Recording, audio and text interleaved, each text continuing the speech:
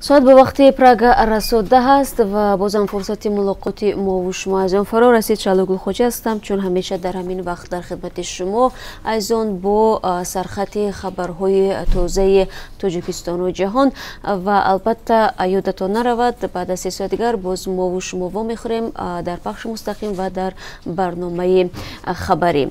خب قبل از آن که برنامه خبری شروع شود با شما خواهیم دید که چه خبرهای رو من در دست دارم که بعداً شما میتونید در جریان برنامه تفصیلات آن رو تماشا کنید. معجزه نشد. جسد 3 طفل توجیک رو همراه مادرشان از زیر خرابه‌های بینای فرو رفته مگنیتگورسک بیرون آوردند.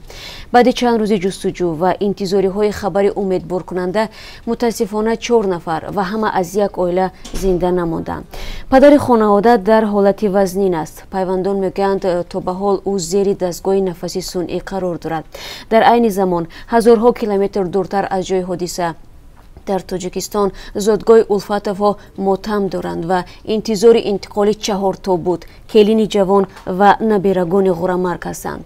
همکاران ما در نویه کوشانیان ولایت ختلان با نزدیکان شهرت الفتو صحبت کردند.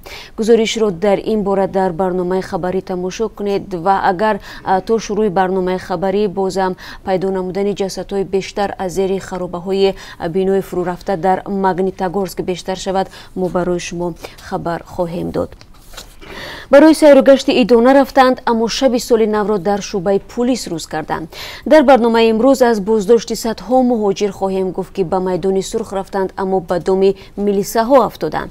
سبب بازداشت عمومی مهاجران در چه بود و این فرمان را کی صادر کرد؟ و یک سال دیگری مهم 2 بار پی هم جریمه شدن مهاجران برایشان چه مشکلات را پیش خواهد آورد؟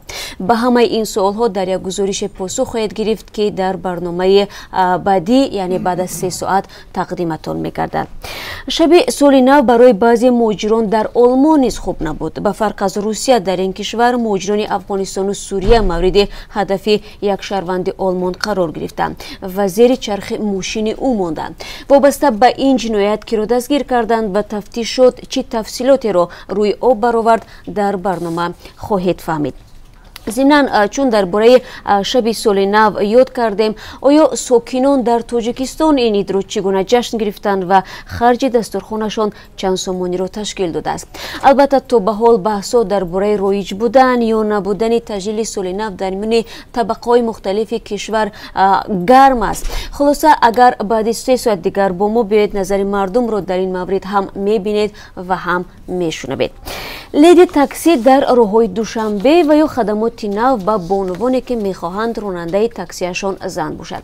البته زن تاکسیران در تاجیکستان پدیده نو نیست. قبلا نیز مشاهده میشد که تعدادی از زنها حتی سال خورده با ماشین های نسبتا قدیمی خود مشغول مسافرکشانی بودند اما شهرداری دوشنبه اخیرا فعالیت ماشین های سال تولیدشان کهنه را به عنوان تاکسی در پایتخت تاجیکستان منع کرد و حالا زنهای تاکسیران تقریبا به نظر نمیرسند.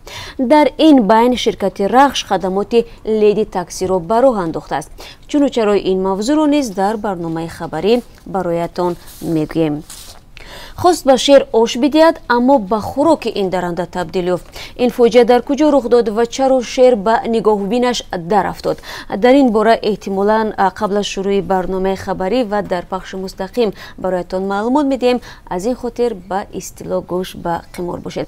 خب بینندگان عزیز ما چند خبر دیگری هم روی دست داریم که تفصیلاتش رو در برنامه خبری برایتان پیشنهاد خواهیم کرد. فراموش نکنید بعد از 3 ساعت دیگر یعنی در پخش مستقیم و در همین کانال یعنی آزادی ویدیو کانال رادیوی آزادی در یوتیوب برنامه ما پیشنهادی شما میگردد و همزمان آن رو میتونید شما در صفحه های رادیو آزادی در شبکه‌های اجتماعی نظیر فیسبوک، ادناکلاسنیکی و توییتر و اینستاگرام نیز ببینید و اگر شما پخش این مستقیم برنامه را نتوانستید تماشا کنید میتوانید آن رو ثبتش رو منظورم بعدا همچنین در www.azadi.org وبسایت رسمی رادیو آزادی ببینید و اگر تا اون دم و در جریان برنامه خبری هم شما هر سوال و پیشنهادی داشتید لطفاً به ما ارائه کنید و ما کوشش میکنیم که سوالهای شما رو به پاسخ نگذاریم و طوری هم گفتم بعد از 3 ساعت من شما رو منتظر هستم تا ملاقات بعدی.